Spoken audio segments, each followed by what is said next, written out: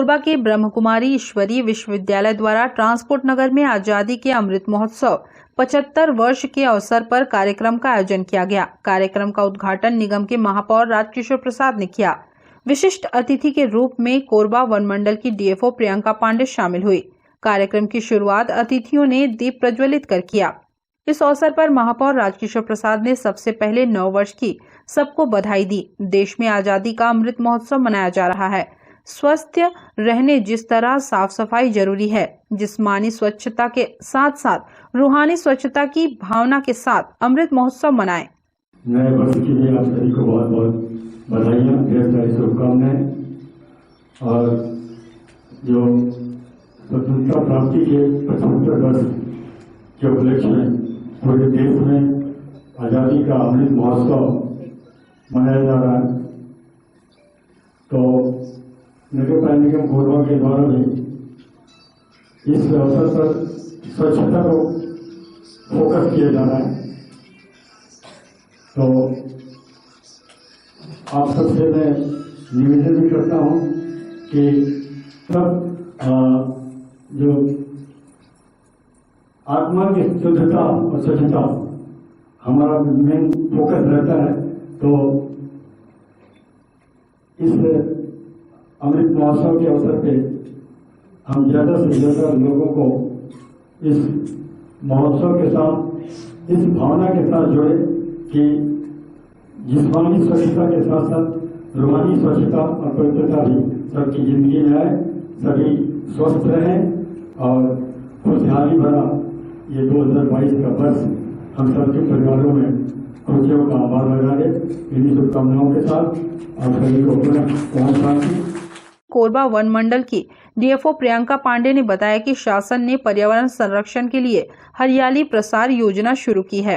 पहले सिर्फ निजी भूमि में ही पौधारोपण किया जाता था, लेकिन अब शासन इस योजना में कुछ परिवर्तन कर शासकीय अर्धशासकीय भूमि में भी वन विभाग से लोग अपनी पसंद के पौधे मांग कर लगा सकते हैं। वन विभाग निःशुल्क पौधे उपलब्ध कराएगा। जो पौधे महंगे मिलते हैं उस पौधे को लोग खुद खरीद कर लगा सकते हैं। वन विभाग उनके खाते में राशि प्रदान करेगा। कि यदि आप जो है ज्यादा से ज्यादा पौधे लगाना चाहते हैं तो इस वर्ष हमारी एक योजना आई है, हरियाली प्रसार योजना। हरियाली प्रसार योजना में कुछ परिवर्तन किए हैं। इसमें जो है कि पहले क्या होता था कि जैसे हम लोग सिर्फ निजी भूमि पे ही पौधे लगाते थे, लेकिन अभी हम शासकीय, अर्धशासकीय और ऐसी जो भी भूमि है, जैसे आपकी संस्था भी अगर लगाना चाहती है तो हम लोग जो है वो 50 से लेकर 5000 पौधे जो है विभाग की तरफ से आपको उपलब्ध कराते हैं। आप अपनी पसंद के पौधे हमसे मांग सकते हैं। और उसमें ये भी है कि यदि मान लीजिए आपको और कोई ऐसा पौधा लगाना है जो बहुत महंगा आता हो, हाइब्रिड होता हो, तो वो पौधे आप स्वयं लगाएंगे और जो विभाग पैसे देती है वो प्रति पौधे आपके जो खाता है उसमें सीधे डीबीटी के माध्यम से चले जाएगा। तो कई लोग ये सोचते हैं कि विभाग जब पौधा लगाता है तो अच्छे पौधे नहीं लगाता, उनकी जमीन खराब हो जाती है। उससे भी बचा जा सकता है। आप हाइब्रिड और हाईटेक पौधे लगा सकते हैं और जो विभाग की तरफ से जो प्रावधान है वो आपके खाते में सीधे दिए जाने का है। क्योंकि भारत को जो है 2030 तक 33% वनों से आच्छादित करने का लक्ष्य रखा गया है और इसको पूरा करने के लिए जो आप जैसे भाई बंधुओं का हमको सहयोग चाहिए।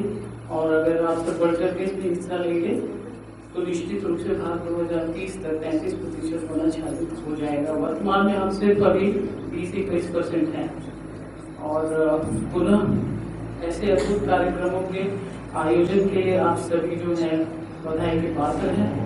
और मेरी तो ब्रह्म कुमारी इसकी वीडियो से यही कहना है कि आप लोग इसी प्रकार प्रेम और शांति को फैलाते रहें और इसमें हम सबका जो सहयोग आपको चाहिए हम देने की कोशिश करेंगे। इस अवसर पर ब्रह्म कुमारी की बहनें और भ्राता उपस्थित रहे। यहाँ प्रजापिता ब्रह्मा कुमारी ईश्वरीय विश्वविद्यालय में आजादी का अमृत महोत्सव कार्यक्रम का उद्घाटन हुआ और इस कार्यक्रम में हमारे मुख्य अतिथि हमारे नगर के प्रमुख महापौर राजकिशोर प्रसाद जी रहे और साथ साथ में हमारी अति विशिष्ट अतिथि बहन प्रियंका पांडे जो कोरबा में डीएफओ के पद पर हैं वो भी उपस्थित रहीं और साथ साथ हमारे अक्षय हॉस्पिटल के डॉक्टर देवनाथ जी और साथ में हमारे एल्डरमैन एस मूर्ति और एडवोकेट शेखर राम जी, साथ साथ अन्य अनेक गणमान्य लोगों की उपस्थिति रही आज के कार्यक्रम में। वैसे ये कार्यक्रम का उद्घाटन हमारे देश के प्रधानमंत्री माननीय श्री नरेंद्र मोदी जी माउंट आबू में कर रहे हैं, तो पूरा देश विदेश में आज भारत के आज़ादी के जो 75 वर्ष हो रहे हैं, इसको हम अमृत महोत्सव के रूप में ये संस्था बहुत अच्छे से मना रही है और इस कार्यक्रम का नाम रखा है आज़ादी के अमृत महोत्सव से स्वर्णिम भारत की ओर। तो आज आज़ादी का जश्न पूरा देश मनाता है, लेकिन साथ साथ आज के इस अवसर पर मैं ये कहूँगी कि हमें आंतरिक शांति के लिए जो हमारे अंदर बुराइयां आ गई है, विकार आ गए हैं, उनसे भी हमें राजयोग मेडिटेशन के द्वारा मुक्त होना होगा। तब हम तन और मन की सच्ची स्वतंत्रता का अनुभव कर सकेंगे। तो आज मुझे बहुत गर्व है अपने देश के ऊपर और उन देश वीरों के ऊपर जिन्होंने इस देश को आज़ादी दिलाई है। तो आज हम इस अवसर पर उन वीरों को भी छत छत नमन करते हैं, जिनके कारण हम आज़ाद देश में रह रहे हैं। मीडिया फॉर सपोर्ट के लिए संतोष अग्रवाल की रिपोर्ट।